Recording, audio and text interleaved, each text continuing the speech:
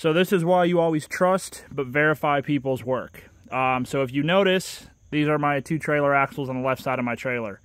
On the rear axle, I have the nut keeper. On the front axle, I don't. And look at this.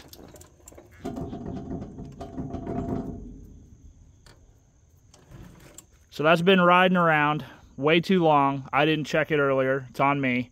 But the story on this is I dropped this trailer off when it was brand new, so it could get its from the factory basically check. What they do, they basically check the hub nut, which is what that is, and they check all lug nuts, all that jazz. And they ended up destroying the factory hub grease covers, so they had to reimburse me for those. And I never even thought to look inside the hub and check if the nut keeper was there. And now we have a hub that's been riding around for 2 years, slamming all around. So always trust but verify, because now I got to pull this whole thing apart and see what's damaged. All right, guys, so I just pulled the whole assembly apart with the wheel. I wanted to check over stuff and see what the internal damage was. And here's where we sit. So, as you can tell, there's grease all over. Wheel seal's blown. That's because it was moving on the hub. Got grease all over my brakes. And all this now, all my drum brakes and everything need replaced. I'm going to throw this back together. And I took this keeper, thankfully. I had another Titan here, my dump trailer. I took this keeper off of that axle to get me by for today. All right, guys, so here's how I handled the issue. So I ended up calling the trailer store where I got it from and used to work for, let the owner know. We were both very surprised that the hub stayed on as long as it did. Got very lucky. Could have been a very different ball game. That hub could have literally come off the spindle, caused massive damage to the trailer and the axle, and it could have been a real safety hazard, and somebody could have got hurt or killed on the road, and it could have caused a massive accident. So glad that none of that happened. But obviously any type of warranty or anything like that was out of the question. This was touched by them, I think, over 2 years ago. It was a long time ago. So anything like that was out of the question. I just wanted to make him aware of that. That employee no longer worked for him anyways, so it didn't matter anyways. But what I ended up doing, I ended up throwing everything back together. Guys, that was a terrible idea to take off the wheel and hub all at once and leave the lug nuts on. It was easy to get it off, but putting it back on was a terrible, terrible idea. So I will never do that again. I will definitely always take the wheel off of the hub before I do that. But I ended up putting it back together, went and got my load of railroad ties, brought it back to the house, emptied the trailer, and then I ended up pulling it all back apart, inspected all the bearings and stuff.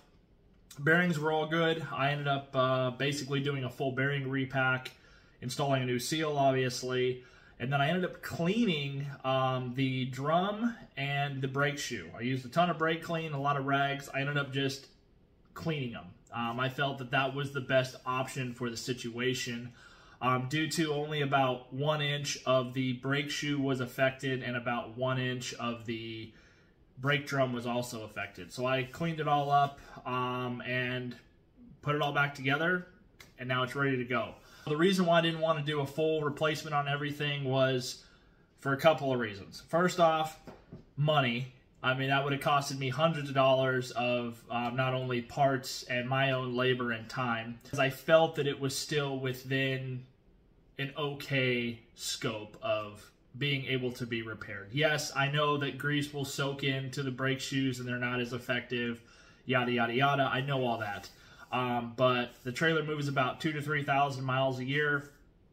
I'm not hot-shotting with it where I'm moving 3,000 miles a week on it. It's a very different ball game now. But it will be fine. That is what I'm getting at. I didn't want to spend a bunch of money, so I cleaned it up. I obviously had extra wheel seals, and it didn't really cost me anything besides ordering some new keepers and some grease and some time. It's all back together. It's ready to go. Thankfully, I caught it before grease had blown out all over the whole drum and destroyed the whole shoe.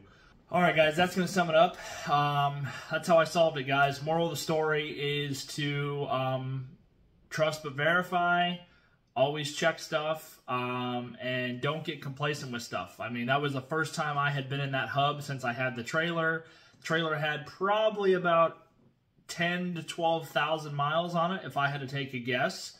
So that trailer was running around approximately, we'll call it about 10,000 miles without a hub keeper. Very surprised that it didn't fall off, if we're being honest. So I got really lucky today. Good learning lesson to take away from it, guys. That could have been avoided if I would have just taken 30 seconds to pop the cap off and look in there and make sure I had it. And that's a good thing to check anyways, guys. If you ever want to check, lift your axles up and just shake the tires. Make sure that they're not bouncing around. Make sure that they spin fine. And what I mean by that is make sure that if you let it spin, it doesn't just stop. That means that it's too tight against the hub.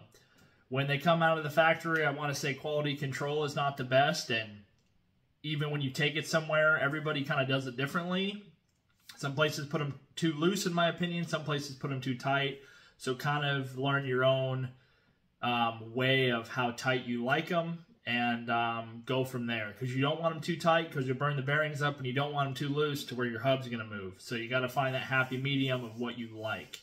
But anyways, guys, like I said, got really lucky, took away a learning lesson from this. Thanks for watching. If you enjoyed this video, please shoot me a like and a subscribe. If you have any comments or questions, please don't hesitate to throw them in the comments section, and stay tuned for more content. Thanks, guys.